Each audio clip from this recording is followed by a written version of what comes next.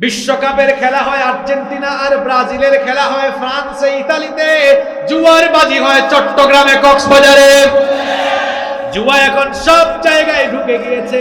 মাদক আর জুয়ার ফলে আমার যুব সমাজের চরিত্র শেষ, যুবকদের চরিত্র নষ্ট হয়ে যাচ্ছে।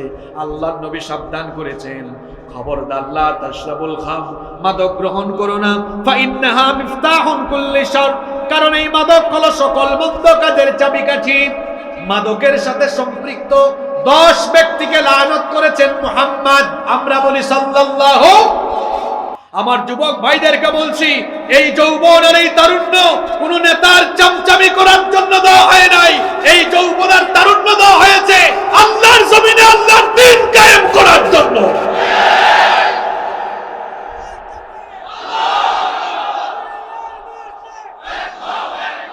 এজন্য যারা আপনাদেরকে নামাজের দিকে আহ্বান করে না, যারা আপনাদের হাতে তাদের ক্ষমতার জন্য ইয়াবা, গাঁজা, ফেন্সিডিল, মাদক, বিড়ি, সিগারেট, পিস্তল তুলে দেয়, এরা আপনাদের নেতা নয়, এরা আপনাদের শত্রু, দেশের শত্রু, মানবতার শত্রু।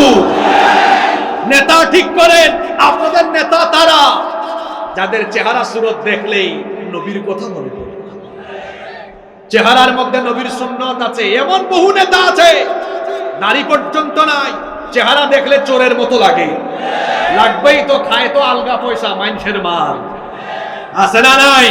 নেতা ঠিক করেন, যাদের চেহারার দিকে তাকালে আল্লাহর রাসূলের কথা মনে পড়ে, তারাই হলো আমাদের নেতা। যারা আমাদেরকে নামাজের দিকে আহ্বান করে, আমাদেরকে যারা আল্লাহর দ্বীনের দিকে আহ্বান করে, কোরআনের মিছিলের দিকে আহ্বান করে, যারা এই দেশে কোরআনের রাজ কায়েমের জন্য আমাদেরকে ডাকে, আমরা তাদের সাথে থাকবো। কারা কারা রাজি আছেন দুহাত তুলে দেখাও।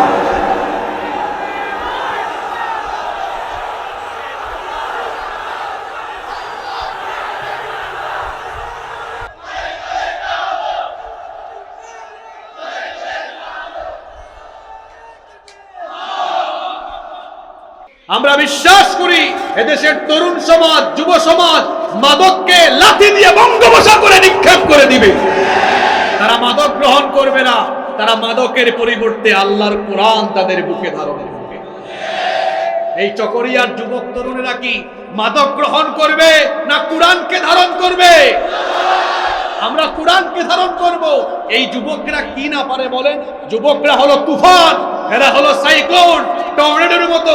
17 বছর বয়স্করা যা করতে পারেনি, জুলাইয়ের আন্দোলনে ছাত্র জনতা, তরুণ এবং যুবকরা তা করে দেখিয়ে দিয়েছে। যারা এই দেশে ভারতীয় আধিপত্য কায়েম করতে চেয়েছিল, সেই ভারতীয় পাঁচটা গোলামদেরকে যুবকরা তাদের মামু বাড়ি দিল্লিতে নির্বাসিত করে দিয়েছে। সম্মানিত ভাইয়েরা, সম্মানিত ভাইয়েরা, জুলাইয়ে যে আন্দোলন হয়েছে সেটা ছিল গণবিপ্লব, গণ আন্দোলন, সেটা কোনো ইসলামী বিপ্লব ছিল না। আমাদেরকে আরেকটি বিপ্লবের জন্য প্রস্তুতি নিতে হবে, সেটা হলো ইসলামী বিপ্লব। এই ইসলামী বিপ্লব কায়েমের জন্য যুবকদেরকে এগিয়ে আসতে হবে, তরুণদেরকে এগিয়ে আসতে হবে। কারণ যুগে যুগে তরুণ আর যুবকদের রক্তের উপর দিয়ে ইসলামের ইমারত বিনির্মাণ হয়েছে। যদি জুলাইয়ের মতো করে যুব সমাজ, তরুণ সমাজ, কিশোর গ্যাং, মাদক, গান বাজনা সব কিছু ছেড়ে দিয়ে এই বাংলাদেশের প্রতি ইঞ্চি জমির উপরে কোরআনের রাজ করা, আল্লাহর কোরআনের রাজ কায়েমের দীপ্ত প্রত্যয় নিয়ে কোরআনের মিছিলে শামিল হয়ে কোরআনের ঝান্ডা, ইসলামের ঝান্ডা হাতে নিয়ে সাহসিকতার সামনে, সাহসিকতার সাথে যদি এগিয়ে যেতে পারে, এই বাংলাদেশে কোরআনের বিজয় কেউ ঠেকাতে পারবে না ইনশাআল্লাহ। এই যুবকদের রক্তে তো, এই যুবকদের শরীরে তো আবু সাঈদের রক্ত আছে। এই বাংলাদেশকে স্বাধীন করার প্রেরণা জুগিয়েছে রংপুরের সন্তান আবু সাঈদ। আবু সাঈদ স্বৈরাচারীদের, গুন্ডা বাহিনীদের, তাদের রাষ্ট্রীয় পেটুয়া বাহিনী, গুন্ডা বাহিনীদের সামনে সিনা টান করে দিয়ে দাঁড়িয়ে যে বীরত্ব আর সাহসিকতার ইতিহাস রচনা করে গিয়েছে, এটাকেই পরবর্তীতে যুবক এবং তরুণেরা এটাকেই অনুপ্রেরণা হিসাবে নিয়ে তারাও এরপরে যখন রাস্তায় নেমেছে, তখন কিন্তু স্বৈরাচারেরা পেছনের দরজা দিয়ে পালিয়ে যেতে বাধ্য হয়েছে। এই দেশ 56,000 বর্গ মাইলের এই দেশ, এটা মসজিদ, মাদ্রাসা, আলেম ওলামার দেশ, এটা ইসলামের দেশ। এখানে ইসলাম বিরোধী কোন কর্মকাণ্ড করে অতীতে কোন স্বৈরাচারী কোন জালেম টিকতে পারেনি, পশ্চিমকালেও ইসলাম বিরোধী কর্মকাণ্ড করে এই জমিনের উপরে টিকে থাকা সম্ভব হবে না ইনশাআল্লাহ। আল্লাহ আমাদের সবাইকে দ্বীনের জন্য কবুল করে নেন, আমরা বলি আমিন। সম্মানিত উপস্থিতি, এই মাহফিল কমিটির একটি বিশেষত্ব আছে, অত্যন্ত স্মার্ট কমিটি। তারা প্রত্যেক আলোচককে বিষয় নির্ধারণ করে দিয়েছেন, এজন্য আমি তাদেরকে মোবারকবাদ জানাচ্ছি। কোরআন সুন্নাহর আলোকে গান বাজনা, বাদ্যযন্ত্র ও মাদক দ্রব্যের বর্ণনা এবং তা থেকে উত্তরণের উপায়। এখানে যে ব্যাধি, যে রোগগুলোর কথা বলা হয়েছে, মাদক, গান বাজনা, এই সামাজিক ব্যাধি আমাদের সমাজের রন্ধ্রে রন্ধ্রে এখন আছে না নাই? জোরে বলতে হবে, আছে না নাই? আর এগুলো দিয়ে সবচাইতে বেশি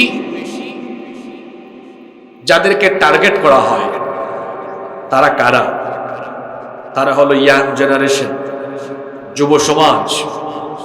মাদক আর গান বাজনা দিয়ে যদি যুব সমাজকে দিকভ্রান্ত করে দেওয়া যায়, পথভ্রষ্ট করে দেওয়া যায়, তাহলে ওই জাতি বা সভ্যতার পতন তখন অনিবার্য হয়ে যায়।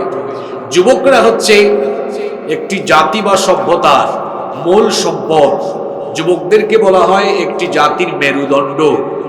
আপনার মেরুদণ্ড না থাকলে আপনি কি সোজা হয়ে দাঁড়াতে পারবেন? অবাজি মুখিতে হতাবাইন নয়। মেরুদণ্ড না থাকলে আপনি সোজা হয়ে দাঁড়াতে পারবেন? পারবেন না।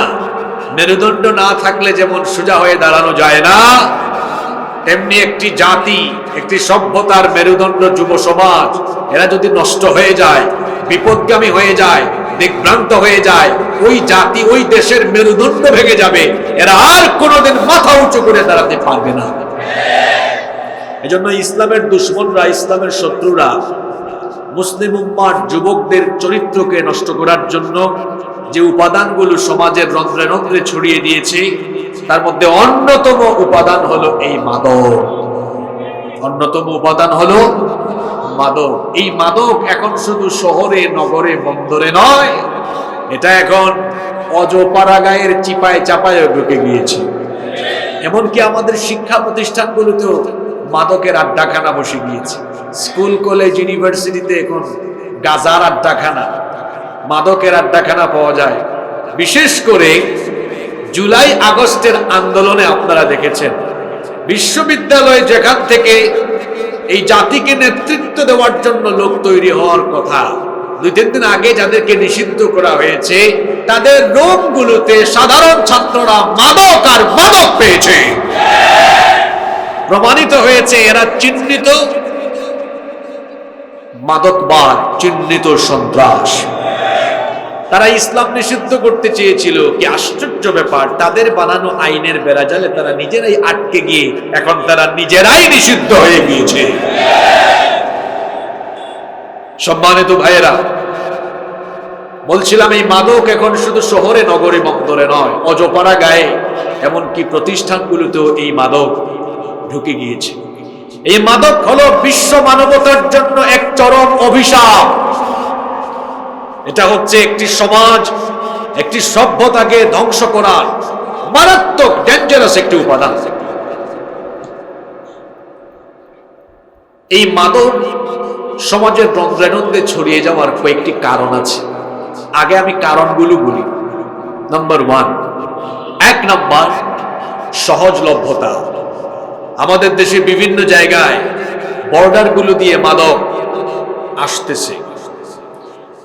মাঝে মাঝে দেখা যায় সীমান্ত এরিয়াতে যাদেরকে দায়িত্ব দেওয়া হয়েছে তারা নিজেরাই স্পিড মানি খেয়ে মাদক পাচার করছে, যার বাস্তব প্রমাণ হলো টেকনাফের ওসি প্রদীপ। মাদক ঢুকিয়ে দেওয়া হচ্ছে। আরেক সম্রাট এইদিকে আছে না, কেউ বাজি জানেন না আপনারা? আরেক সম্রাট আছে না? আছে। বাংলাদেশে এরকম বহুত সম্রাট আছে যাদের মাধ্যমে বিভিন্ন সীমান্ত দিয়ে মাদক ঢুকে। এমনকি আরো আশ্চর্যের ব্যাপার হলো, আমাদের সমাজে প্রগতিশীল নামধারী কিছু ব্যক্তি আছে, এরা সাদা পাঞ্জাবি, সাদা পায়জামা, সাদা টুপি মাথায় দেয়, দেখলে মনে হয় আসমান থেকে যেন ফেরেশতা নেমে এসেছে। দিনের বেলা মাদক বিরোধী সমাবেশে বক্তব্য রাখে, রাতের বেলা মাদক কারবারিদের কাছ থেকে পার্সেন্টেজ নিয়ে নেয়। আছে না নাই? কি জাতের শয়তান চিন্তা করেছেন? দিনের বেলা মাদক বিরোধী সমাবেশের প্রধান অতিথি, রাতের বেলা মাদক কারবারিদের সভার সভাপতি। আপনারা হাসতেছেন, এগুলো নাই। মাদক ছড়িয়ে যাওয়ার কারণ হলো এটা সহজলভ্যতা আছে, বিভিন্ন দিক থেকে মাদক ঢুকিয়ে দেওয়া হচ্ছে। আমাদের সন্তানরা, আমাদের যুব সমাজ, তরুণ সমাজ মাদকাসক্ত হওয়ার 2 নম্বর কারণ হলো পিতামাতার গাফলতি। পিতামাতা তাদের সন্তানদেরকে নজরদারি করে না।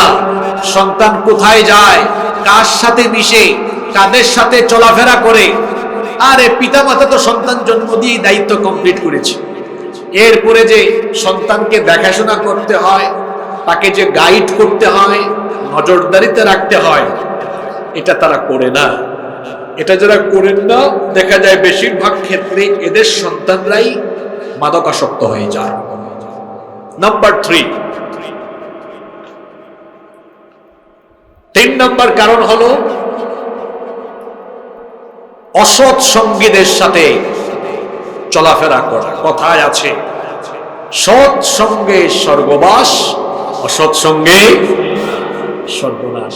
অনেক ভালো ছেলে মাদকাসক্ত ছেলেদের সাথে মিশে সেও মাদকাসক্ত হয়ে যায়। আছে না এরকম?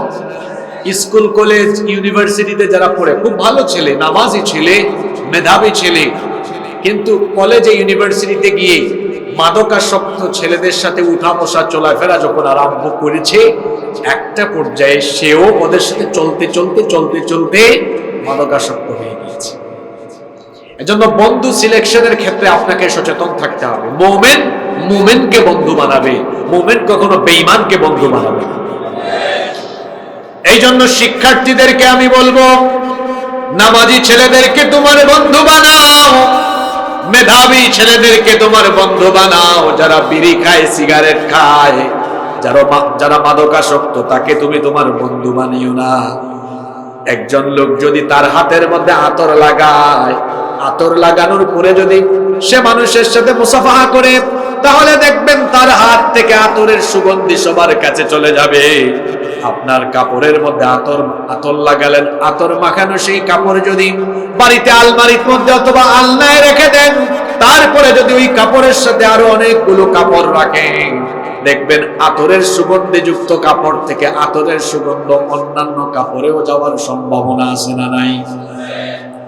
বিড়ি খেয়েছে, সিগারেট খেয়েছে, বিড়ি সিগারেটের দুর্গন্ধ, গাঁজা, ফেন্সিডিলিয়া বা বিভিন্ন ধরনের মাদক দ্রব্য সেবন করেছে, সেগুলোর দুর্গন্ধযুক্ত হাত দিয়ে যদি মানুষের সাথে হাত মিলায়, তাহলে বলেন তো এগুলোর দুর্গন্ধ, বিড়ি সিগারেটের দুর্গন্ধ আরেকজনের হাতে লাগার সম্ভাবনা আছে না নাই?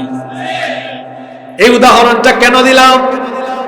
আতরের সাথে মিশলে আতরের ঘ্রাণ পাওয়া যায়, বিড়ি সিগারেটের সাথে মিশলে পরে বিড়ি সিগারেটের ঘ্রাণ পাওয়া যায়। আপনি যদি নামাজির সাথে মিশেন, তাহলে নামাজি হওয়ার সম্ভাবনা থাকবে। মাদকাসক্ত ছেলের সাথে মিশলে মাদকাসক্ত হওয়ার সম্ভাবনা থাকবে। শুরুতেই আমি শিক্ষার্থীদের উদ্দেশ্যে, তরুণ এবং যুবকদের উদ্দেশ্যে বলতে চাই, এমন কাউকে সাথী বানিও না, এমন কাউকে বন্ধু বানিও না, যাতে কিয়ামতের ময়দানে আফসোস করতে হয়। আল্লাহ তাআলা কোরআনে কারিমে বলছেন, সেই দিন সীমালঙ্ঘনকারীরা, জালেমরা 2 হাত কামড়িয়ে কামড়িয়ে তাদের বন্ধুদের ব্যাপারে, পথভ্রষ্ট বন্ধু, পথভ্রষ্ট সাথীদের ব্যাপারে আফসোস করবে। শুনেন আল্লাহ তাআলা কি বলেছেন। আল্লাহ তাআলা বলছেন, ওয়া ইয়াউমা ইয়া'আদু যালিমু আলা ইয়াদাইহি ইয়াকুলু ইয়া লাইতানি তাখাযতু মা'আর রাসূলি সাবিলা। সেই দিন জালেমরা 2 হাত কামড়িয়ে কামড়িয়ে আফসোস করে বলবে, হায় আফসোস, দুর্ভাগ্য আমার, দুনিয়াতে থাকা অবস্থায় আমি যদি রাসূলের আদর্শ গ্রহণ করতাম, আমি যদি বিড়ি সিগারেট খোর আর মাদকাসক্তদের সাথী না হয়ে তাদের আদর্শ গ্রহণ না করে আমি যদি রাসূলের আদর্শ গ্রহণ করতাম তাহলে আমার জন্য সেটাই কত মঙ্গলজনক হতো। তারা আরো বলবে ইয়া ওয়াইলাতা লাম আত্তাখিদ ফুলানান খলিলা, তারা বলবে হায় আফসোস, অমুককে যদি আমার বন্ধু না বানাতাম, অমুককে যদি আমার সাথী না বানাতাম, আমার জন্য কতই না ভালো হতো। মাদকাসক্ত কলিমউদ্দিন সলিমউদ্দিনকে বন্ধু বানিয়েছে, কিয়ামতের ময়দানে আফসোস করতে হবে।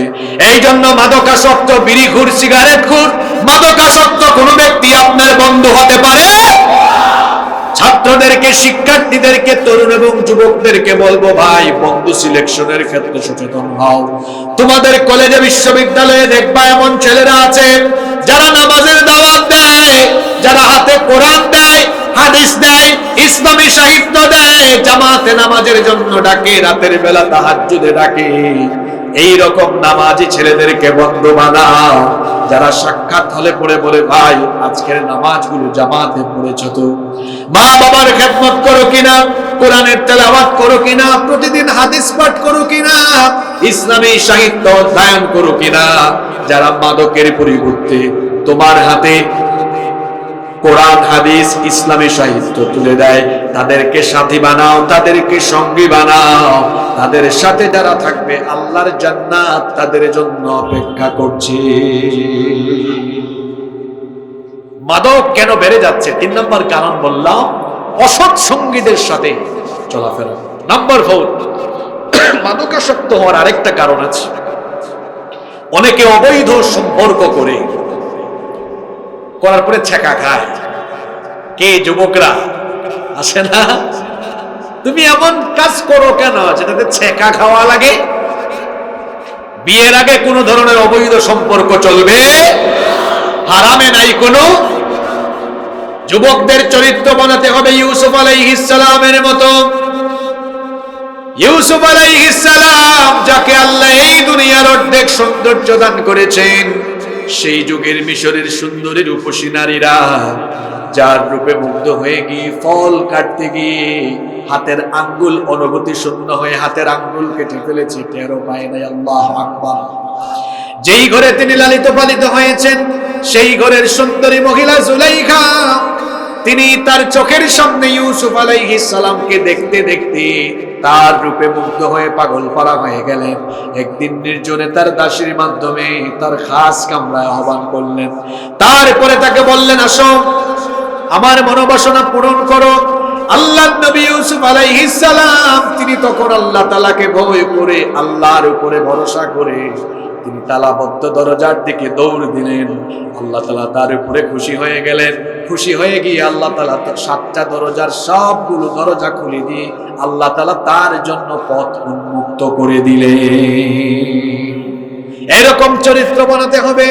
আমার আপনার সামনে দিয়ে মেয়েরা হেঁটে যাবে, আমরা আল্লাহকে ভয় করে চক্ষুকে নিম্নগামী করে দিব। কারণ আল্লাহ তো কোরআনে বলেছেন, কুল্লিল মুমিনিনা ইয়াগুদ্দু মিন আবসারিহিম। ও নবী, মুমিন পুরুষদেরকে বলেন তারা যেন তাদের চক্ষুকে পরনারীর দিকে না দিয়ে নিচের দিকে দিয়ে রাখে। হুকুমটা কার? আস্তে বলবেন না, জোরে বলেন, হুকুমটা কার? চোখের হেফাজত করতে হবে, যৌবনের হেফাজত করতে হবে, লজ্জাস্থানের হেফাজত করতে হবে। বিয়ের আগে কোনো অবৈধ সম্পর্ক করা চলবে না। এটি যে যুবক করতে পারবে, বুখারীর বর্ণনায় হাদিস এসেছে, আল্লাহর নবী বলেছেন, মাইয়াবমাল্লি মা বাইনা লাহিয়াইহি ওয়া রিজলাইহি আবমানু লাহুল জান্নাহ। যে ব্যক্তি তার 2 চোয়ালের মধ্যবর্তী জায়গা অর্থাৎ জিহবা আর 2 উরুর মধ্যবর্তী জায়গা অর্থাৎ লজ্জাস্থানের জিম্মাদারি গ্রহণ করবে, আমি নবী কিয়ামতের দিন তার জন্য জান্নাতের জিম্মাদার হয়ে যাব। আমরা যদি আমাদের চরিত্রের জিম্মাদারি গ্রহণ করতে পারি, আমাদের জন্য জান্নাতের জিম্মাদার হয়ে যাবেন মুহাম্মদ। আমরা বলি সাল্লাল্লাহু। বলছিলাম মাদকাসক্ত হয় ছেঁকা খাওয়া, যেগুলো আছে এরাও মাদকাসক্ত। এই জন্য ছেঁকা খাওয়ার কোনো কাম করা যাবে। মাদকাসক্ত হওয়ার 5 নম্বর কারণ হলো সামাজিক বিশৃঙ্খলা। মাদকাসক্ত হওয়ার আরেকটি কারণ হলো যখন সামাজিক বিশৃঙ্খলা বাড়ে তখন দেখা যায় সেখানে কিশোর গ্যাং বাড়ে। মাদকাসক্তদের সংগঠন আছে, এরা তখন দেখা যায় চিপায় চাপায় মাদক সাপ্লাই দিয়ে নিজেরাও মাদক সেবন করে। এই মাদকের ক্ষতিকর দুইটা দিক আপনাদের সামনে তুলে ধরি। একটা হলো মাদক যারা গ্রহণ করে এদের মেন্টাল মানসিক ক্ষতি হয়। চিকিৎসা বিজ্ঞানীগণ বলছেন যারা মাদক সেবী এদের ব্রেইনের মেমোরাইজিং ক্যাপাসিটি কমে যায়, এদের স্মরণ শক্তি কমে যায়, এদের মেধা ধীরে ধীরে বিলুপ্ত হয়ে যায়, এদের ব্রেইনে সমস্যা দেখা দেয়। মাদকাসক্ত হওয়ার শারীরিক ক্ষতি হলো এই, যারা মাদক সেবী মাদক গ্রহণ করে এদের হজম শক্তি কমে যায়, এদের যৌবন নষ্ট হয়ে যায়, এদের হার্ট সহ পরিপাকতন্ত্রের অনেক জিনিস নষ্ট হয়ে যায়, এরা বিভিন্ন রোগে সুখে আক্রান্ত হয়ে যায়। তাহলে যে জিনিস গ্রহণ করলে পরে মানুষের মানসিক ক্ষতি আছে, শারীরিক ক্ষতিও আছে, সেই জিনিস কি ইসলাম এলাও করবে? কথা বলতে হবে, ইসলাম এলাও করবে? যেটা গ্রহণ করলে পরে মানুষের মানসিক শারীরিক ক্ষতি আছে সেই জিনিসটাকে ইসলাম গোড়া থেকেই হারাম করে দিয়েছে। এজন্য মুসলিম শরীফের হাদিসে আল্লাহর নবী বলেছেন কুল্লু মুসকিরিন খামরুন, আল্লাহর নবী বলেছেন নেশা জাতীয় প্রত্যেকটি দ্রব্যই হলো মাদক, ওয়া কুল্লু মুসকিরিন হারাম, আর যাবতীয় মাদক হলো হারাম। ওয়া মান শারিবাল খামরা ফিদ দুনিয়া ফামাতা ওয়া হুয়া ইউদমিনুহা লাম ইয়াতুব লাম ইয়াশরাবহা ফিল আখিরাহ। মাদক হারাম জানা সত্ত্বেও যারা এই মাদক গ্রহণ করবে, মাদক সেবন করবে, আর তওবা না করে যদি মাদকাসক্ত অবস্থায় নেশাগ্রস্ত অবস্থায় কেউ যদি মারা যায়, ওই ব্যক্তির জন্য জাহান্নাম যিনি অবধারিত করে দিয়েছেন, গলার আওয়াজ বড় করে সবাই বলেন তিনি কি? শুধু তাই নয়, আল্লাহর হারাম করে দেওয়াই মাদক যারা গ্রহণ করবে লাম ইয়াশরাবহা ফিল আখিরাহ, আখিরাতে আল্লাহ প্রদত্ত জান্নাতের নিয়ামত শরাব গ্রহণ করতে পারবে না। জান্নাতের মধ্যে আল্লাহ তাআলা জান্নাতীদেরকে হরেক রকমের শরাব দান করবেন। কোরআনে কারীমের 47 নম্বর সূরা সূরাতু মুহাম্মাদের 15 নম্বর আয়াতে আল্লাহ তাআলা বলছেন মাসালুল জান্নাতিল্লাতী মুঈদাল মুত্তাকুন, জান্নাতীদের জন্য মুত্তাকিদের জন্য যে জান্নাতের ওয়াদা করা হয়েছে সেই জান্নাতের উপমা, সেই জান্নাতের দৃষ্টান্ত হলো এমন ফিহা আনহারুম মিন মাইন গায়রি আসিন, তাদের জন্য সুমিষ্ট পানির ঝর্ণা দ্বারা বহমান করে দেওয়া হবে। ওয়া আনহারুম মিন লাবানিন লাম ইয়াতাগায়্যার তা'মুহু, এমন দুধের ঝর্ণা তাদের জন্য প্রবাহমান করে দেওয়া হবে যে দুধের স্বাদ কখনো নষ্ট হয় না। আপনার বাড়িতে গাভী থাকলে সেই গাভীর অলান থেকে দুধ দহন করলে দেখবেন আজকে থাকলে দুধ থাকবে, কিন্তু আগামীকাল দুধ থাকবে না, কি হয়ে যাবে? দধি হয়ে যাবে। তাহলে বোঝা গেল দুনিয়ার যে দুধ আছে এটার স্বাদ পরিবর্তনীয় না অপরিবর্তনীয়? কথা বলেন না কেন?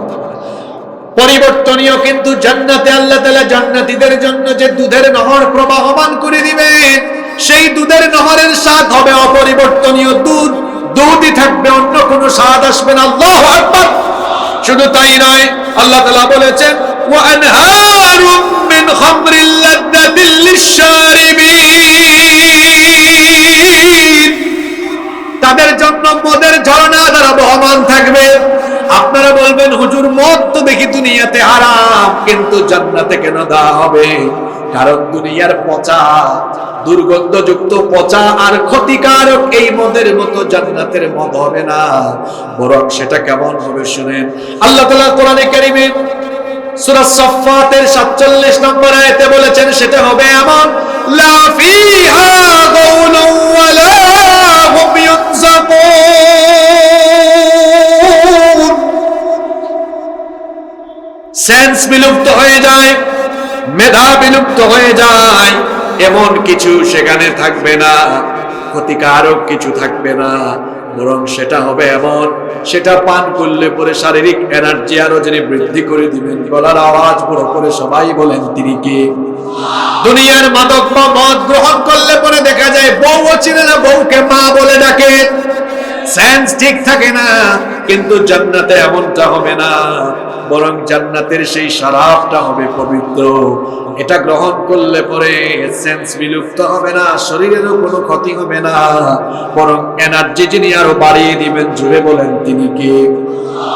যুবকরা আজে বাজে জিনিস খাইয়েন না, জান্নাতে আল্লাহ কি রেখেছেন শুনেন, ওয়া আনহারুম মিন আসালিম মুসাফফা,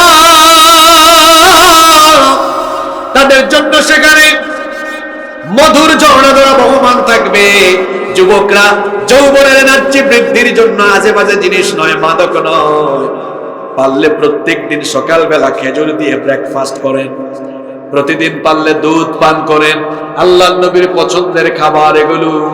পারলে প্রত্যেক দিন আপনি মধু খান। মধুর নামে কোরআনে একটা সূরা আছে না নাই?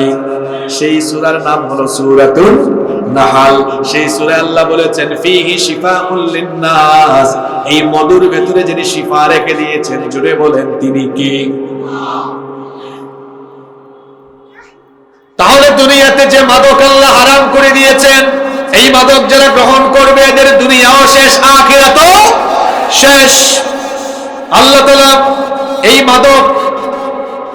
এই মাদককে কেন হারাম করেছেন? তার কারণ হলো এটা হলো শয়তানি উপাদান, এটা হলো শয়তানের কারসাজি।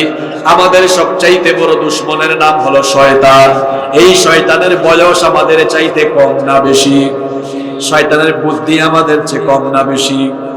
এই শয়তান কি আমাদেরকে জান্নাতের পথে ধাবিত করতে চায় নাকি জাহান্নামে নিতে চায়?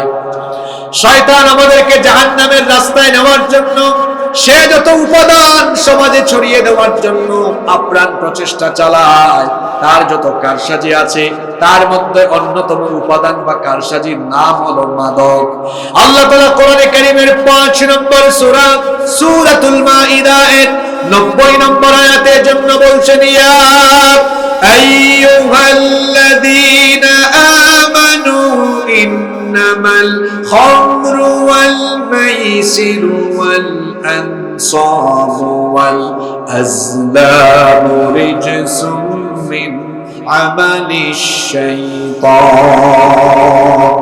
আল্লাহ তাআলা বলছেন, ইয়া আইয়ুহাল্লাযীনা আমানু, হে ঈমানদারেরা, আমরা ঈমানদার না বেঈমান? দেখছেন তারা যে ঈমানদার সাহস করে করতে পারলো না। আমরা ঈমানদার না বেঈমান? আর জোরে বলেন, আমরা ঈমানদার না বেঈমান? মহান আল্লাহ আপনি সাক্ষী থাকেন, এই ময়দানে আমরা ঈমানের ঘোষণা দিয়েছি, আপনি সাক্ষ্য হয়ে যান, আপনি আমাদের ঈমানকে কবুল করে নেন, বলেন আমিন।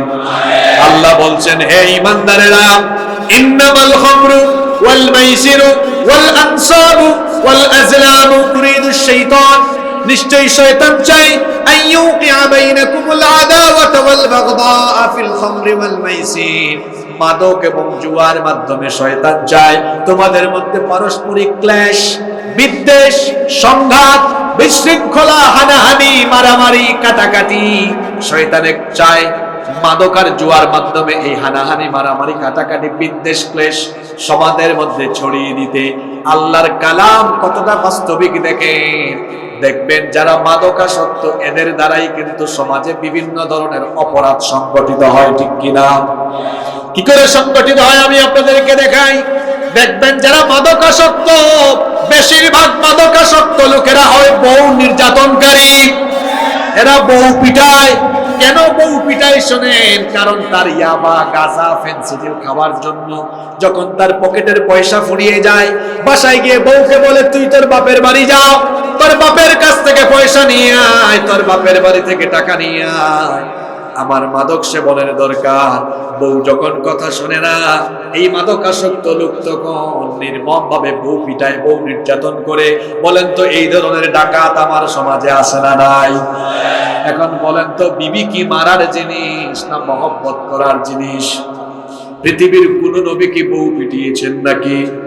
যারা বউ পিটায় এদের চেহারা দেখলেই বোঝা যায় এদের চেহারা সুরত ভালো না। বউ নির্যাতন করলে, নিপীড়ন করলে তরকারির স্বাদ হবে না। কথা বুঝেন নাই? ভেজাল আছে। বউকে ভালোবাসেন, দেখবেন চেহারা সুরত ভালো থাকবে, বউ আপনার খেদমত করবে, ভালোবাসবে, আপনার টেক কেয়ার করবে, বউয়ের সাথে একসাথে খাবার দাবার খান, মাঝে মাঝে তাকে নিয়ে ঘুরতে যান, মাঝে মাঝে গিফট করেন, বউকে টাইম দিবেন, সময় দিবেন। আমার বাসায় গিয়ে বউকে বলে তুই তোর বাপের বাড়ি যাও, তোর বাপের কাছ থেকে পয়সা নিয়ে আয়, তোর বাপের বাড়ি থেকে টাকা নিয়ে আয়, আমার মাদক সেবনের দরকার। বউ যখন কথা শুনে না, এই মাদকাসক্ত লোক তখন নির্মম ভাবে বউ পিটায়, বউ নির্যাতন করে। বলেন তো এই ধরনের ডাকাত আমার সমাজে আছে না নাই? এখন বলেন তো বিবি কি মারার জিনিস না মহব্বত করার জিনিস? পৃথিবীর কোন নবী কি বউ পিটিয়েছেন নাকি? যারা বউ পিটায় এদের চেহারা দেখলেই বোঝা যায় এদের চেহারা সুরত ভালো না। বউ নির্যাতন করলে, নিপীড়ন করলে তরকারির স্বাদ হবে না। কথা বুঝেন নাই? বেজাল আছে। বউকে ভালোবাসেন, দেখবেন চেহারা সুরত ভালো থাকবে, বউ আপনার খেদমত করবে, ভালোবাসবে, আপনার টেক কেয়ার করবে, বউয়ের সাথে একসাথে খাবার দাবার খান, মাঝে মাঝে তাকে নিয়ে ঘুরতে যান, মাঝে মাঝে গিফট করেন, বউকে টাইম দিবেন, সময় দিবেন। আমার দেশে এখন পরকীয়া দিন দিন দিন দিন বেড়ে যাচ্ছে না কমে যাচ্ছে? এর একটা অন্যতম কারণ হলো হাজবেন্ড ওয়াইফের মধ্যে আন্ডারস্ট্যান্ডিং ভালো না। আন্ডারস্ট্যান্ডিং ভালো না, একজন আর একজনকে সময় দেয় না, একজন আর একজনকে শুধু অবিশ্বাস করে, সারাদিন শুধু ঝগড়াঝাটি করে।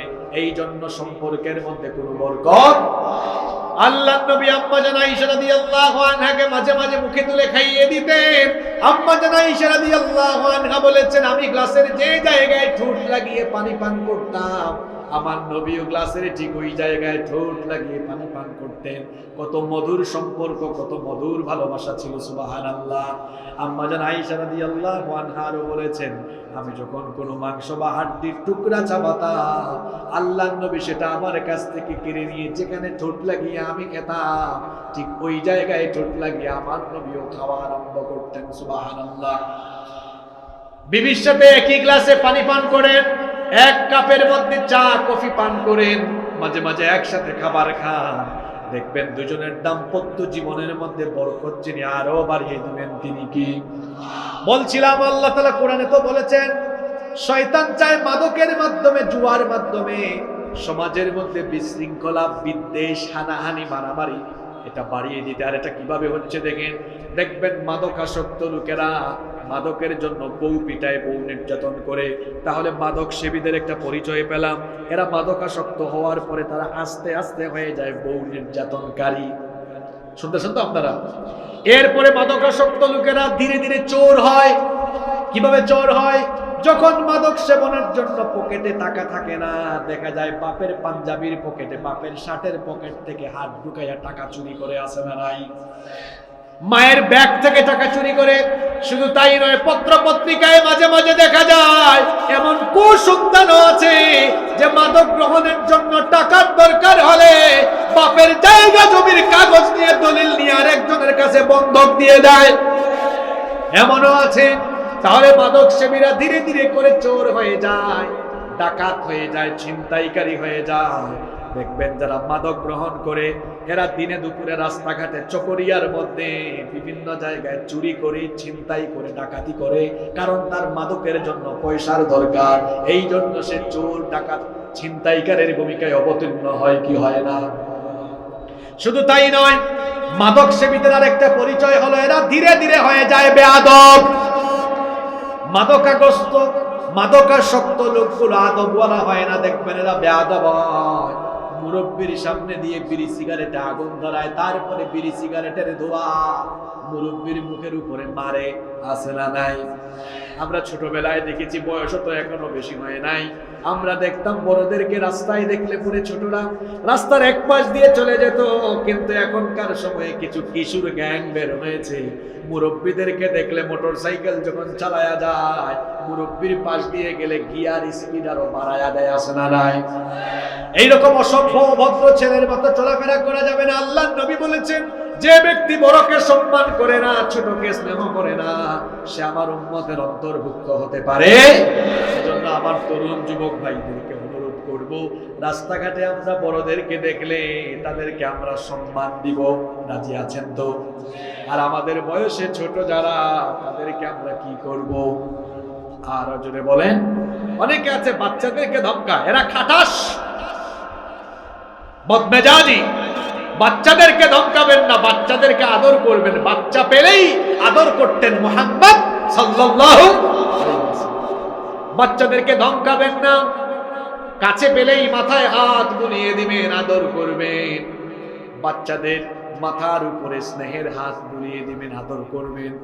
বলছিলাম মাদকাসক্ত লোকদের কথা, এরা ধীরে ধীরে বেয়াদব হয়ে যায়।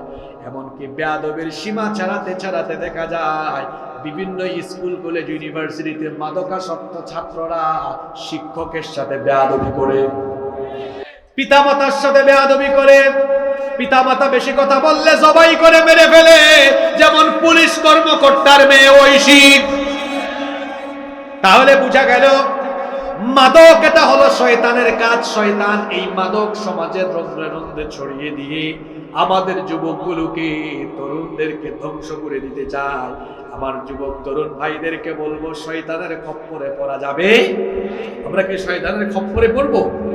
এই আয়াতে আল্লাহ আরেকটা কথা বলেছেন, ইন্নামা ইউরিদুশ শাইতানু আন ইউকিআ বাইনাকুমুল আদাওয়াতা ওয়াল বাগদা ফিল খামরি ওয়াল মাইসির। শুধু মাদক নয়, জুয়ার মাধ্যমেও শয়তান তোমাদের মধ্যে বিদ্বেষ, তোমাদের মধ্যে সংঘাত বাড়িয়ে দেয়। দেখবেন জুয়ায় আসক্ত লোকেরাও বিভিন্ন ধরনের সামাজিক বিশৃঙ্খলার কারণ হয়ে যায়। আইপিএল খেলা হয় ইন্ডিয়ায়, আর খেলা নিয়ে বাজি হয় চকরিয়ায়। বিশ্বকাপের খেলা হয় আর্জেন্টিনা আর ব্রাজিলের খেলা হয় ফ্রান্সে, ইতালিতে। জুয়ার বাজি হয় চট্টগ্রামে, কক্সবাজারে। জুয়া এখন সব জায়গায় ঢুকে গিয়েছে। মাদক আর জুয়ার ফলে আমার যুব সমাজের চরিত্র শেষ, যুবকদের চরিত্র নষ্ট হয়ে যাচ্ছে। আল্লাহর নবী সাবধান করেছেন, খবরদার লা তাশরাবুল খাম, মাদক গ্রহণ করো না, ফাইন্নাহা মিফতাহুন কুল্লি শার, কারণ এই মাদক হলো সকল মন্দ কাজের চাবিকাঠি। মাদকের সাথে সম্পৃক্ত 10 ব্যক্তিকে লানত করেছেন মুহাম্মদ। আমরা বলি সাল্লাল্লাহু আলাইহি ওয়াসাল্লাম। ভালো করে শুনেন, লাআনা রাসূলুল্লাহ সাল্লাল্লাহু আলাইহি ওয়াসাল্লাম ফিল খামরি 10। মাদকের সাথে সংশ্লিষ্ট 10 ব্যক্তিকে আল্লাহর রাসূল লানত করেছেন। জোরে বলেন কয় ব্যক্তি? আস্তে বললেন কেন? কয় ব্যক্তি? মাদকের সাথে সম্পৃক্ত এমন 10 ব্যক্তিকে লানত করেছেন আল্লাহর নবী। 1 নাম্বার আসিরাহা, যারা মাদকের উৎপাদন করে, মাদকের প্রোডাকশন যাদের আছে, যারা মাদক উৎপাদন করে, এদের উপরে লানত। 2 নাম্বার ওয়া মুতাসিরাহা, যারা মাদকের আদেশদাতা, যারা মাদক তৈরি করার আদেশ দেয়, পরামর্শ দেয়, তাদের উপরে লানত। 3 নাম্বার হলো ওয়া শারিবাহা, যারা মাদক সেবন করে, গ্রহণ করে। 4 নাম্বার হলো ওয়া হামিলাহা, যারা মাদক ক্যারি করে, যারা মাদক বহন করে। পিকআপের ড্রাইভার, ট্রাকের ড্রাইভার, যদি সে তার ট্রাক বা পিকআপের মধ্যে কোনো মাদক উঠায়া সেটাও ক্যারি করে, তার উপরে লানত দিয়েছেন মুহাম্মদ সাল্লাল্লাহু। 5 নাম্বার ওয়াল মাহমুলাতু ইলাইহি, যে স্থানের দিকে বা যে এলাকার দিকে এই মাদককে নিয়ে যাওয়া হয়, ওই অঞ্চলের উপরে লানত। 6 নাম্বার ওয়াসাকিয়াহা, যারা মাদক পরিবেশন করে, তাদের উপরে লানত। অনেকে আছে বিদেশে থাকে, ইউরোপ আমেরিকার অনেক দেশে গিয়ে হোটেলে চাকরি করে, রেস্টুরেন্টে চাকরি করে, সেখানে কাস্টমার বা ক্লায়েন্টকে মাদক বা মদ পরিবেশন করতে হয়। যদি এমন চাকরিও কেউ করে, কেউ মাদক পরিবেশন করে, তার উপরে লানত। 7 নাম্বার হলো ওয়াবাইআহা, যারা মাদক বিক্রি করে, তাদের উপরে লানত। 8 নাম্বার হলো ওয়াআকিল তামারিহা, মাদকের জন্য যারা সামান গ্রহণ করে, মূল্য গ্রহণ করে। 9 নাম্বার হলো ওয়াল মুশতারি লাহা, মাদকের কাস্টমার, তার উপরে লানত। 10 এবং সর্বশেষ হলো ওয়াল মুশতারাতু লাহু, যার জন্য বা যাদের জন্য ক্রয় করা হয়, তাদের উপরে লানত। মাদকের সাথে সম্পৃক্ত এই 10 ব্যক্তিকে লানত দিয়েছেন মুহাম্মাদুর রাসূলুল্লাহ সাল্লাল্লাহু আলাইহি ওয়াসাল্লাম। বীর চট্টলা কক্সবাজারের মুসলমানরা বলেন তো দেখি, আমরা আল্লাহর নবীর সুপারিশ চাই না লানত চাই? আর ওজনে বলেন, সুপারিশ চাই না লানত চাই? আমরা যদি লানত থেকে বাঁচতে চাই, সুপারিশ থেকে বাঁচতে, আমরা যদি লানত থেকে বাঁচতে চাই, আল্লাহর হাবিবের সুপারিশ যদি পেতে চাই, তাহলে বলেন তো আমাদের সমাজ থেকে মাদক নির্মূল করার দরকার আছে না নাই? আশ্চর্য কথা, আমাদের দেশে মাদক নিয়ন্ত্রণ অধিদপ্তর আছে। নামটা কি? কথা বলছেন না কেন? মাদক নিয়ন্ত্রণ মানে কি আমি বুঝলাম না। তাহলে কি নিয়ন্ত্রিত মাত্রায় আপনারা মাদক মানুষকে সেবন করাবেন? এটার নাম হওয়া উচিত ছিল মাদক নির্মূল অধিদপ্তর। কথা ঠিক না বেঠিক? আমরা আজকে এই হালকাকাড়া এই চকরিয়া পৌরসভায় সিদ্ধান্ত নিব, চকরিয়া পৌরসভার কোন স্থানে আমরা মাদকের আড্ডা বসতে দিব না। যারা মাদক গ্রহণ করে তাদেরকে আমরা সামাজিকভাবে বয়কট করব, আইনের হাতে আমরা তাদেরকে সুপর্দ করে দিব।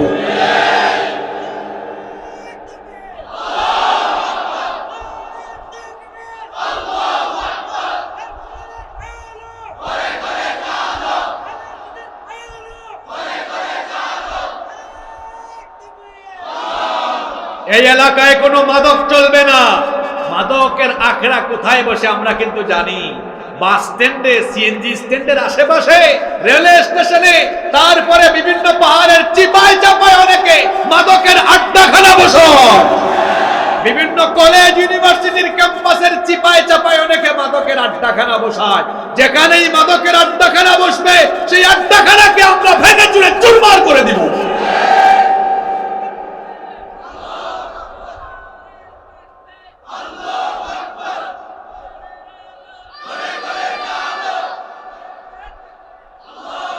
যুবক ভাইয়েরা, এই বয়স মাদক খায়া, মাদক গ্রহণ করে এই বয়স নষ্ট করার সময় নয়। এই সময় হচ্ছে এমন, এই যৌবন, এই তারুণ্য দিয়েছেন কে? এই তারুণ্য আর যৌবন, এটা আমরা কোনো নেতা খেতার পিছনে ব্যয় করব না। অনেক যুবকেরা, তরুণেরা আছে, তারা তাদের যৌবন, এই তারুণ্য বিভিন্ন নেতাদের পিছনে, সামনে পিছনে তারা নষ্ট করছে। এমন ভাবে সামনে পিছনে মোটরসাইকেল শুডাউন করে মনে হয় ওই নেতার কেনা চামচা। আমার যুবক ভাইদেরকে বলছি, এই যৌবন আর এই তারুণ্য কোন নেতার চামচামি করার জন্য দেওয়া হয় নাই। এই যৌবন আর তারুণ্য দেওয়া হয়েছে আল্লাহর জমিনে আল্লাহর দ্বীন কায়েম করার জন্য।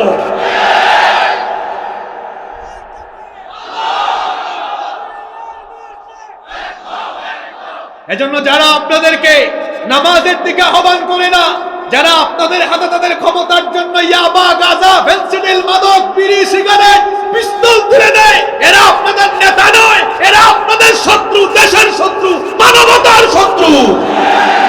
নেতা ঠিক করেন।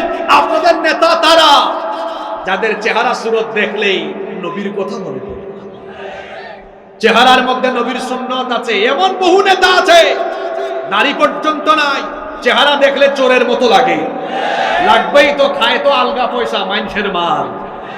আছে না নাই? নেতা ঠিক করেন যাদের চেহারার দিকে তাকালে আল্লাহর রাসূলের কথা মনে পড়ে, তারাই হলো আমাদের নেতা। যারা আমাদেরকে নামাজের দিকে আহ্বান করে, আমাদেরকে যারা আল্লাহর দ্বীনের দিকে আহ্বান করে, কোরআনের মিছিলের দিকে আহ্বান করে, যারা এই দেশে কোরআনের রাজ কায়েমের জন্য আমাদেরকে ডাকে, আমরা তাদের সাথে থাকবো। কারা কারা রাজি আছেন দুহাত তুলে দেখাও।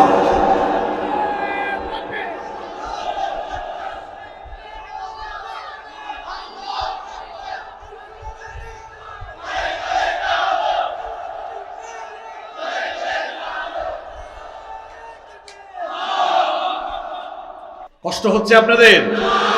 মাদক এটা হলো সমাজের জন্য একটা অভিশাপ, বিশ্ব মানবতার জন্য অভিশাপ। ইসলাম বিরোধীরা এই মাদক দিয়ে দিয়ে আমাদের যুবকগুলোকে নষ্ট করে ফেলতে চাচ্ছে, আমাদের যুব সমাজকে ইসলাম থেকে ডাইভার্ট করতে চাচ্ছে। কিন্তু আমরা বিশ্বাস করি এদেশের তরুণ সমাজ, যুব সমাজ মাদককে লাথি দিয়ে বঙ্গোপসাগরে করে নিক্ষেপ করে দিবে। তারা মাদক গ্রহণ করবে না, তারা মাদকের পরিবর্তে আল্লাহর কোরআন তাদের বুকে ধারণ করবে। এই চকরিয়ার যুবক তরুণেরা কি মাদক গ্রহণ করবে না কোরআনকে ধারণ করবে? আমরা কোরআনকে ধারণ করব। এই যুবকরা কি না পারে বলেন? যুবকরা হলো তুফান, এরা হলো সাইক্লোন, টর্নেডোর মতো।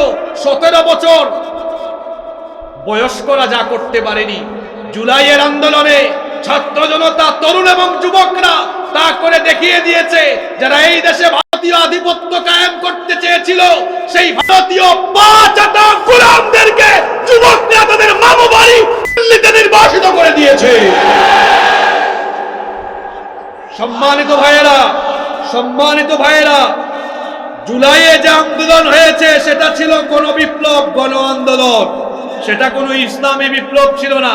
আমাদেরকে আরেকটি বিপ্লবের জন্য প্রস্তুতি নিতে হবে, সেটা হলো ইসলামী বিপ্লব। এই ইসলামী বিপ্লব কায়েমের জন্য যুবকদেরকে এগিয়ে আসতে হবে, তরুণদেরকে এগিয়ে আসতে হবে। কারণ যুগে যুগে তরুণ আর যুবকদের রক্তের উপর দিয়ে ইসলামের ইমারত বিনির্মাণ হয়েছে। যদি জুলাইয়ের মতো করে যুব সমাজ, তরুণ সমাজ, কিশোর গ্যাং, মাদক, গান বাজনা সবকিছু ছেড়ে দিয়ে এই বাংলাদেশের প্রতি ইঞ্চি জমির উপরে কোরআনের রাজ করা, আল্লাহর কোরআনের রাজ কায়েমের দীপ্ত প্রত্যয় নিয়ে কোরআনের মিছিলে শামিল হয়ে কোরআনের ঝান্ডা, ইসলামের ঝান্ডা হাতে নিয়ে সাহসিকতার সাথে যদি এগিয়ে যেতে পারে, এই বাংলাদেশে কোরআনের বিজয় কেউ ঠেকাতে পারবে না ইনশাআল্লাহ। এই যুবকদের রক্তে তো, এই যুবকদের শরীরে তো আবু সাঈদের রক্ত আছে। এই বাংলাদেশকে স্বাধীন করার প্রেরণা জুগিয়েছে রংপুরের সন্তান আবু সাঈদ। আবু সাঈদ স্বৈরাচারীদের, গুন্ডা বাহিনীদের, তাদের রাষ্ট্রীয় পেটুয়া বাহিনী, গুন্ডা বাহিনীদের সামনে সিনা টান করে দিয়ে দাঁড়িয়ে যে বীরত্ব আর সাহসিকতার ইতিহাস রচনা করে গিয়েছে, এটাকেই পরবর্তীতে যুবক এবং তরুণেরা এটাকেই অনুপ্রেরণা হিসাবে নিয়ে তারাও এরপরে যখন রাস্তায় নেমেছে, তখন কিন্তু স্বৈরাচারেরা পেছনের দরজা দিয়ে পালিয়ে যেতে বাধ্য হয়েছে। তিনি বলেছিলেন এটা তার বাবার দেশ, তিনি পালাবেন না, অথচ তিনি কাউকে কিছু না বলে হঠাৎ করে চোরের মতো পালিয়ে চলে গিয়েছে। মাইকের আওয়াজ যদি আশেপাশে কারো কানে যায়, ভাই আপনাদেরকে বলি, কোন দল করেন আপনারা বলেন তো? এরা দুনিয়াতেই আপনাদেরকে বিপদের সামনে ফেলে তারা নিজেরা চলে গিয়েছে। আপনি এই দল করেন, এই পরিচয় দেওয়া আপনার জন্য লজ্জার ব্যাপার। আপনাকে বিপদের মুখে ঠেলে দিয়ে সে চলে গেল, দুনিয়াতেই চলে গেছে, আখিরাতে কি মনে হয়? কি মনে হয়? কথা বলছেন না কেন? থাকবে থাকবে। এরা দুনিয়াতেই চলে গেছে। এখান থেকে শিক্ষা নেন, এরা কত বড় স্বার্থপর, কত বড় ধান্দাবাজ। আপনাদেরকে বিপদে ঠেলে দিয়ে তারা নিজেরাই সেফ জায়গায় চলে গিয়েছে, সেফ এক্সিট নিয়ে সেফ হোমে চলে গিয়েছে। সম্মানিত ভাইয়েরা, কষ্ট হচ্ছে আপনাদের? গেল মাদকের ব্যাপার, তারপরে আরেকটা কি দিয়েছে? গান বাজনা। আমাদের যুবকদের চরিত্র নষ্ট করার জন্য শয়তানের আরেকটা মারাত্মক উপাদান হলো এই গান আর বাজনা। আর গান বাজনা এখন সমাজে এমন ভাবে ছড়িয়ে গিয়েছে, ঘরে ঘরে ঘরে ঘরে গান আর বাজনা, গান আর। এই গান বাজনা মানুষের অন্তরকে নাপাক বানিয়ে ফেলে, কলুষিত করে ফেলে। এটা মানুষকে আল্লাহর পথ থেকে দূরে সরিয়ে দেয়। রব্বুল আলামিন কোরআনুল কারীমের 31 নম্বর সূরা লুকমানের 6 নম্বর আয়াতে বলছেন, ওয়া মিনান নাসি মান ইয়াশতারি লাহওয়াল হাদীসি লিয়ুদিল্লা আন সাবিলিল্লাহি বিগাইরি ইলমিন ওয়া ইয়াত্তাখিযাহা হুজওয়া উলাইকা লাহুম আযাবুন। আল্লাহ তাআলা বলছেন, আর মানুষের মধ্যে এমন কিছু লোক আছে যারা মানুষকে আল্লাহর পথ থেকে বিচ্যুত করার জন্য অশ্লীল কথাবার্তা খরিদ করে। মুফাসসিরিনে কেরাম এখানে লাহু আল হাদিস দ্বারা গান বাজনাকে উল্লেখ করেছেন। অর্থাৎ কিছু মানুষ আছে যারা গান বাজনার মাধ্যমে মানুষদেরকে আল্লাহর দ্বীনের পথ থেকে দূরে সরাতে চায়। ওয়ায়াত্তাখিযাহা হুজুয়া, এবং এটাকে তারা উপহাস হিসাবে, ঠাট্টা উপহাসের পাত্র হিসাবে গ্রহণ করে নিয়েছে।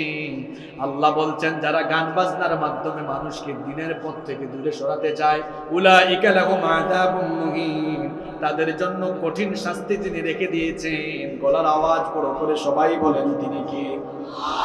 এই আয়াত নাজিল হওয়ার একটা সুন্দর প্রেক্ষাপট আছে, হিস্ট্রি আছে, ব্যাকগ্রাউন্ড আছে। শুনেন, ইসলাম বিরোধীরা কোরআনের পরিবর্তে যুব সমাজের সামনে কোরআনের পরিবর্তে তারা গান বাজনাকে প্রমোট করে। কারণ এতে করে গান বাজনা প্রমোট করে যদি যুবকদেরকে গান বাজনা মুখী করা যায় তাহলে দ্বীনের বিজয়কে ঠেকিয়ে দেওয়া সম্ভব। আর এই ধরনের ষড়যন্ত্র, এ ধরনের অপচেষ্টা, এটা শুধু আজকের যুগে নয়, যেই যুগে কোরআন নাজিল হয়েছে সেই যুগে কোরআন বিরোধীরা একই রকমের কাজ করেছিল। ঘটনাটা কি বলবো? এটা তো বলতেই হবে, কারণ এই ঘটনাটা এই আয়াতের সাথে সংশ্লিষ্ট। আল্লাহর নবী মক্কা মুআজ্জামায় যখন কোরআনে কারীমের দাওয়াত শুরু করেছেন, আল্লাহর নবীর জবান থেকে কোরআন শোনার জন্য দলে দলে দলে দলে পঙ্গপালের মতো মানুষ আল্লাহর নবীর সামনে হাজির হয়ে যেত। আল্লাহর নবী মানুষদেরকে কোরআন শোনাতেন। কোরআনের মজলিসগুলোতে মানুষের ভিড় লেগে যেত। এটা দেখার পরে কাফিরদের জ্বালাতন বেড়ে গেল না কমে গেল? আরো জোরে বলেন, বেড়ে গেল না কমে গেল? কোরআন নাজিলের যুগে মানুষ আল্লাহর নবীর কাছ থেকে কোরআন শুনতে আসতো। নবী কাউকে টাকা দিয়ে আনতেন না, পয়সা দিয়ে আনতেন না। সেই জন্য কোরআন নাজিলের যুগে আবু জেহেল, আবু লাহাবের গোষ্ঠীর যেমন জ্বালা পোড়া হতো, এই যুগের কোরআন বিরোধীরা তারা দেখে তাদের সভা সমাবেশে 500 টাকা 1000 টাকা দিয়া বিরানি দিয়া মানুষ আনা যায় না, কিন্তু কোরআনের মাহফিলে হাজার হাজার মানুষের ভিড় ঠেকানো যায় না। এই জন্য কোরআন বিরোধীরা তাদের পূর্বপুরুষ আবু জাহেল, আবু লাহাবদের খাসলত ধরে রেখে এই যুগেও তারা কোরআনের মাজলিসগুলোতে গত 17 বছরে দেখেছেন যেখানেই মাহফিল সেখানে বাধা দিয়েছে। কুরাইশের এক কুখ্যাত কাফের ব্যবসায়ী ছিল, নাম তার নজর বিন হারেস। নাম কি বললাম? নজর বিন হারেস বড় মাপের ব্যবসায়ী ছিল। এই কাফের ব্যবসায়ী সে চিন্তা করলো যে করেই হোক কোরআনের মজলিস থেকে মানুষগুলোকে দূরে আনা দরকার। সে চিন্তা করলো আমার তো অনেক সম্পদ, অনেক টাকা পয়সা। সফর করলো, চলে গেল ইরাকের হীরা নগরীতে। যেতে যেতে চলে গেল বাগদাদ পর্যন্ত। সেখানে গিয়ে রোম পারস্য সম্রাটদের বীরত্বগাথা কাহিনী সে মুখস্থ করলো, জেনে আসলো। ইস্পেন্ডেরিয়া, আলেকজান্ডার সহ বিভিন্ন, রুস্তুম সহ বিভিন্ন বীরদের ইতিহাস সে জেনে আসলো। মক্কা এসে মানুষদেরকে বলল, শোনো মুহাম্মদ, সে বলল মুহাম্মদ, আমরা বলি সাল্লাল্লাহু আলাইহি ওয়াসাল্লাম, তোমাদেরকে যে কোরআন শোনায় ইন হুয়া ইল্লা আসাতিরুল আউয়ালিন, এগুলো হলো পূর্ববর্তী যুগের রূপকথা।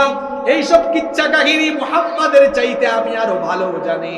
আমার মজলিসে আসো, দেখবা আমি মুহাম্মাদের চাইতে আরো ভালো করে আরো সুন্দর সুন্দর কিচ্ছা শোনাতে পারি। সে যখন মানুষদেরকে ডাকে তার কিচ্ছা শোনার জন্য কেউ আসে। যদি আজকে এখান থেকে 500 মিটার দূরে আরেকটা সামাজিক বা রাজনৈতিক সভা হয়, আপনারা কি 4-5 ঘন্টা থাকবেন নাকি? কিন্তু কোরআনের মাহফিল যদি 4 দিন 5 দিন হয়, এখানে আমাদের দিল বসবে, মন বসবে। কারণ যেখানেই কোরআন সেখানে আল্লাহর রহমত আছে না নাই? যখন এই কুখ্যাত কাফের ব্যবসায়ী নজর বিন হারেস মানুষকে ডাকলো, তার কোনো সমাবেশে মানুষজন আসে না। কুখ্যাত এই কাফের ব্যবসায়ী সে তখন কি করলো? প্রস্টিটিউট নারীদেরকে ভাড়া করলো, নাই বিভিন্ন নর্তকী আর গায়িকাদেরকে ভাড়া করে এনে মক্কার অলিতে গলিতে নাচ গান কনসার্টের আয়োজন করলো। আর বলল, শোনো মুহাম্মদের মজলিসে গিয়ে কোরআন শোনো না, এখানে আসো, নর্তকীদের নৃত্য দেখো, এখানে নাচ গান বাজনার মধ্যে মত্ত থাকো। কিন্তু এরপরেও সে মানুষদেরকে আল্লাহর নবীর কোরআনের মজলিস থেকে দূরে সরাতে পারল না। আল্লাহু আকবার। এই পরিপ্রেক্ষিতে আল্লাহ আয়াত নাযিল করলেন, ওয়া মিনান নাসি মান ইয়াশতারি লাহওয়াল হাদীসি লিয়ুদিল্লা আন সাবিলিল্লাহি বিগাইরি ইলমিন ওয়া ইয়াত্তাখিদাহা হুজওয়া উলাইকা লাহুম আযাবুম মুহিন। আর মানুষের মধ্যে এমন কিছু লোক আছে যারা আল্লাহর পথ থেকে মানুষকে বিচ্যুত করার জন্য অশ্লীল কথাবার্তা অর্থাৎ গান বাজনা এগুলোকে খরিদ করে এগুলোর মাধ্যমে মানুষকে দূরে সরায়, দিন থেকে কোরআনের পথ থেকে দূরে সরায়। কোরআন নাজিলের যুগে গান বাজনা প্রমোট করে, গায়িকা নায়িকাদেরকে প্রমোট করে মানুষকে কোরআন থেকে দূরে রাখার চেষ্টা করা হয়েছে। ১৫০০ বছর পরে আজকের আধুনিক জাহেলি যুগে আপনারা দেখবেন আলেম উলামাদেরকে জেলখানায় বন্দি রেখে নায়িকা গায়িকাদেরকে রাস্তায় রাস্তায় স্বৈরাচারেরা ছেড়ে দিয়েছিল। কি গো ভাই, ভুলে গেছেন নাকি আপনারা? আলেমরা কোথায়? ওই যে কি এক মণি আছে না, মণি, ভি চিহ্ন দেখিয়ে এক নায়িকা বের হয়ে যায়, আর কোরআনের খাদেম আলেমদেরকে তারা বছরের পর বছর জেলখানায় বন্দী করে রেখেছে। নায়িকা গায়িকাদেরকে প্রমোট করেছে, বিভিন্ন বিশ্ববিদ্যালয়ে নাচ গান কনসার্টের আয়োজন, কোনো বাধা দেয় নাই, যেখানে মাহফিল সেখানে বাধা। আর আলেম ওলামাদেরকে বন্দী করে নির্মম নির্যাতন করেছে। গত 17 বছরে কি করে নাই তারা? তারা কোরআনের পাখি আল্লামা দেলাওয়ার হোসেন সাঈদ রাহিমাহুল্লাহকে যুদ্ধাপরাধ, মানবতা বিরোধী মিথ্যা নাটক মঞ্চস্থ করে ফাঁসির আদেশ দিয়ে যখন তারা তাকে হত্যা করতে পারেনি, তখন তারা তাকে অন্যায়ভাবে কারাদণ্ড দিয়ে জেলখানায় চিকিৎসা দেওয়ার নাম দিয়ে তাকে নির্মমভাবে তারা হত্যা করেছে। বাংলাদেশের মাটিতে এই হত্যার বিচার হবেই হবে, হবেই হবে।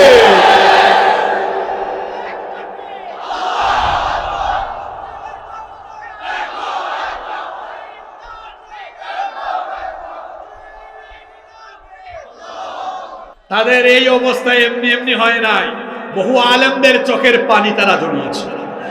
ইসলামী আন্দোলনের শীর্ষ নেতৃবৃন্দকে তারা যুদ্ধাপরাধ, মানবতা বিরোধী মিথ্যা নাটক মঞ্চস্থ করে অন্যায়ভাবে ফাঁসি দিয়েছে।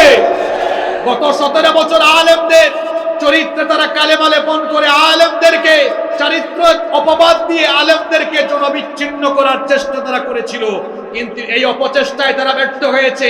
তারা আলেম উলামাদেরকে, ইসলাম পন্থীদেরকে জনবিচ্ছিন্ন করতে যেয়ে আজ তারা নিজেরাই জনবিচ্ছিন্ন হয়ে নিষিদ্ধ সংগঠনে পরিণত হয়েছে। এই শাস্তি তাদের উপরে এসেছে কার তরফ থেকে? জোরে বলেন, কার তরফ থেকে? আল্লাহ ধরে না, ধরে না, ধরে না। আল্লাহ যখন ধরে তখন ছাড়ে না। ইন্না বাতশা রাব্বিকা লাশাদীদ। সূরা বুরুজে আল্লাহ বলেছেন,